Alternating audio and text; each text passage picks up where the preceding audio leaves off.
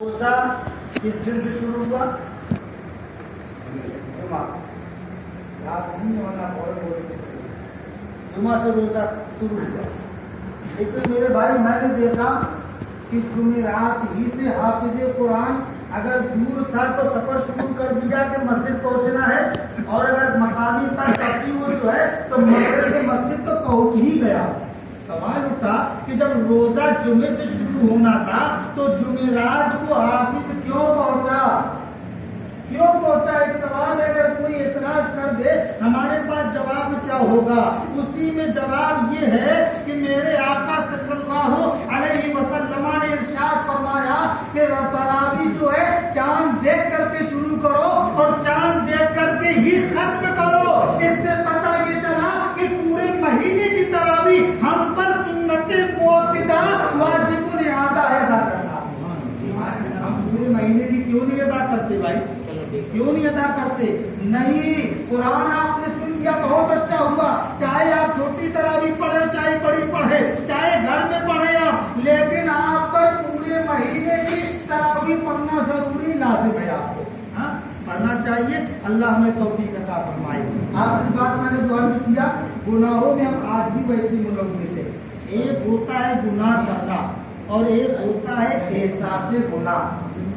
गुनाह हो, हमसे गुनाह हो जाए, गलती हो जाए, लेकिन अगर हम एहसास कर लें ये बहुत बड़ी बात है। लेकिन आज हम इतने जलील हो गए, इतने हर हो गए, इतने जिद्दी हो गए, इतने मगरूर हो गए, इतने घमंडी हो गए कि हम गुनाह करते हैं और हमें एहसास तक नहीं होता कि हमने ये गुनाह किया है। रमजान हमारे दरमियान में तशरीफ लाया, कितने हजरात रोजा रख रहे हैं। आप देख ले, आप जो अंदाजा लगा सकते हैं। रोजा रमजान के वक्त में रोजादार के सामने हम गुटखा खा रहे हैं, हम जो है तो सिगरेट पी रहे हैं, हम पान खा रहे हैं, हम रास्ते में बैठकर चौराहे में बैठ करके चाय भी पी रहे हैं। मुसलमानों, हम गुनाह भी कर रहे हैं और हमें एहसास भी नहीं होता है। आओ देखो, पैगंबर इस्लाम सल्लल्लाहु अलैहि वसल्लम की बारगाह में, आखिरी बात, पैगंबर इस्लाम मुस्तफा रहीम सल्लल्लाहु अलैहि वसल्लम की बारगाह में एक खातून हाजिर हुई।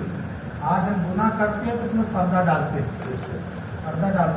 और अगर कहीं से बात लीक हो गई तो इमाम साहब के पास में, पैसे वाले के पास में पहुंचेंगे और सिफारिश करेंगे उसको किसी वजह से इसको दफन कर दीजिए, जैसे भी हो, ये आपकी जिम्मेदारी है, मैं मेरा फला।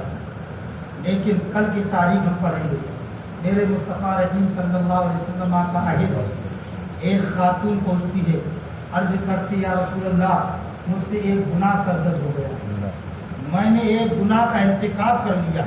मेरे आका इरशाद फरमाते, बयान करो खातून, क्या गुनाह हो गया? कहा हुजूर, बयान करने से बदन गरज रहा है, जबान में इतनी ताकत नहीं बयान कर सकूं। आका ने फरमाया बोलो बोलो। उस खातून ने कहा या रसूल अल्लाह, मुझसे जिना का गुनाह हो गया, मुझसे जिना हो गया। अल्लाह अकबर। मेरे आका सल्लल्लाहु अलैहि वसल्लम ने इरशाद फरमाया, उस औरत ने कहा हुजूर, मुझसे गुनाह हो गया है, वो भी जिना का, मेरे ऊपर हद कायम फरमा दे। और हद क्या है? सब आदमी जानते हैं शरीयत मुस्तफ़ा में कि जानी को शरीयत मुस्तफ़ा में यही एक सज़ा है कि उसको मैदान में खड़ा करके पत्थरों से मार करके संसार कर दिया जाए, मार दिया जाए। हुकूमत से हमने यही मुतालबा हमेशा किया है कि तुम अगर चाहते हो कि देश से, हमारे मुल्क से जो है तो जिना खत्म हो जाए, बलात्कार खत्म हो जाए, तो कानून मुस्तफा को लागू करो। आज ही से जिस दिन तुम लागू करोगे उसी दिन से ये खुराफात खत्म हो जाएगी। इसलिए शरीयत का कानून है, हाथ काट दिया जाए या गर्दन मार दी जाए या संगसार कर दिया जाए। वो खातून ने अर्ज किया, या रसूल अल्लाह, मुझ पर हद कायम कर दी जाए। आका ने फरमाया, तुम्हारे पेट में बच्चा है, बच्चे का क्या कसूर है? बच्चे का कसूर नहीं है, तुम्हारा कसूर है, जुर्म तुमने किया है। लिहाजा जाओ घर, जब पैदाइश हो जाए तब आना। देखिए शरीयत मुस्तफा पे आप गौर करें। औरत चली गई, वापस आई, जब पैदाइश हो गई तो वापस आई। आने के बाद कहा हुजूर, मैं हाजिर हूँ, मुझ पर हद कायम फरमा दे। आका ने मुलाहिजा फरमाया कि बच्चा दूध पी रहा था। मेरे आका ने इरशाद फरमाया, खातून तुम आ तो गई हो, مگر تمہارا بچہ دودھ پی رہا ہے، اگر تم پر حد قائم کی گئی، اگر تم کو سزا دی گئی تو اس بچے کی پرورش کون کرے گا؟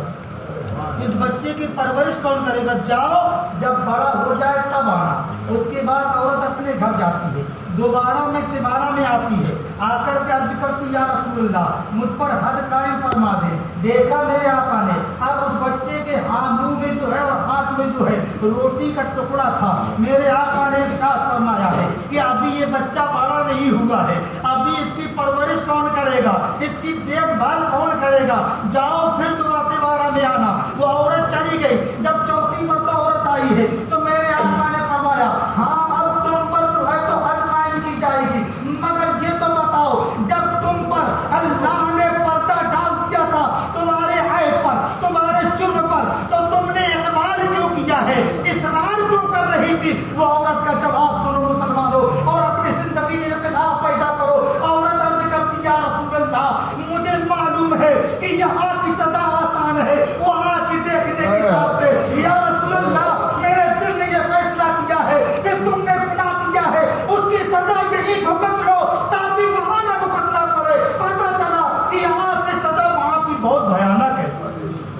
آقا نے ارشاد فرمایا جاؤ اس کو حد قائم کرو۔ اس عورت کو میدان میں کھڑا کیا اور پتھروں سے مار مار کر کے اس کو سنگسار کر دیا گیا۔ جب وہ عورت انتقال کر گئی، مر گئی، تو دفنایا گیا تو کسی کہنے والے نے کہا اتنی حرام موت مری ہے، اتنی بدکار عورت تھی جس نے جو ہے اللہ کے رسول کے موقع پر جو ہے اتنا بڑا گناہ کیا تھا۔ میرے آقا نے ارشاد فرمایا اے آواز کسنے والوں تم اس کو حرام موت کہہ رہے ہو، سنو اس عورت کی ایک توبہ کو اگر 70 جہنمیوں کو دے دی جائے تو 70 جہنمیوں کی مغفرت ہو جائے گی۔ اتنی بڑی توبہ اس عورت نے کیا۔ پتہ یہ چلا کہ یہ مبارک مہینہ توبہ استغفار کا ہے، یہ مبارک مہینہ توبہ استغفار کا ہے۔